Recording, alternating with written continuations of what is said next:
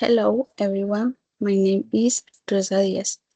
Today I'm going to explain step 2 of word process.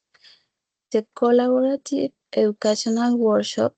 This step starts right after we share our main topics and reflections in the forum. The first action is to organize into small groups. And my group, we decided to focus on a problem we all identified during our teaching practice. Low listening comprehensions in English, or students have very little contact with the language outside the classroom. They don't watch TV in English, they don't listen to music in English, so we play an audio, even a basic one, they feel lost and frustrated. So, what is the goal of our workshop? To explore practical strategies together to improve listening skills using the recourse we actually have in rural schools. The workshop is based on participatory activities. First, we analyze as peers with types of audios that work in workplaces. With one's failed, then we share personal experience, maybe for one of use using short dialogues about farm animals, work is better on the textbook audio. From that discussion, we propose concrete actions, for example, recording or 1 minute audios with clear and slow pronunciation, using vocabulary from the students' context like code, river, plancore, among others. We also propose oral questions in pairs right after listening, so students connect listening with speaking immediately. To soon out,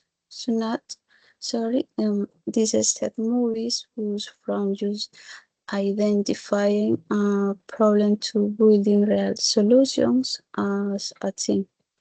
We support each other as future English teachers, and we make sure the strategies are realistic for our real context. Thank you. Okay. Um, Hi, my name is Jairet. It's a pleasure for me at this meeting. Okay, I will talk about step 2, the collaborative educational workshop. This step happens after we all participate in the forum with our topics. Uh, Once in groups, each team selects a problem for our teaching toward English as our main challenge. We noticed that the textbook shows topics like going to the mall or taking the subway, but our students live in rural areas. They don't see the connection between those lessons and their real life. So they asked a teacher, what's this for? The goal of our workshop is to find strategies together that make English meaningful and useful for them. The method is 100% participatory. We start by sharing real cases. A student who said English in only for the city. Then we analyze together what vocabulary they actually need. We identify words related to their environment, animals, weather, crops, daily chores. With that, we design group activities. For instance, oral games where students describe their farm using simple structure like I have two dogs or my father plays coffee. We also create short dialogues about routines in the countryside. The key is that the students talk about themselves. The the final idea is that the workshop doesn't end in theory. I give us real contextualized tools created by teachers who know the rural context.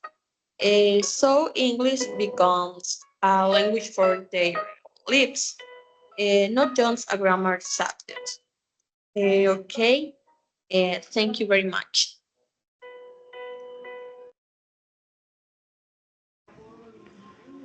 Hello everyone, good evening. It's a pleasure to have you here. So, for me, the problem is large groups and low oral participation. My part today is to explain the step 2, the collaborative educational workshop. This step comes after we finish sharing our topics in the forum. The next action is to work in groups. Each group selects one problem observed in our teaching practice. In our case, we select large groups and low oral participation in English. In our rural schools, we sometimes have 35 or 40 students in one classroom. In a 45 minutes class, it is impossible for everyone to speak. As a result, many students stay silent the whole year because they feel shy or they never get the opportunity. So, the purpose of our workshop is to explore strategies so that more students can participate orally.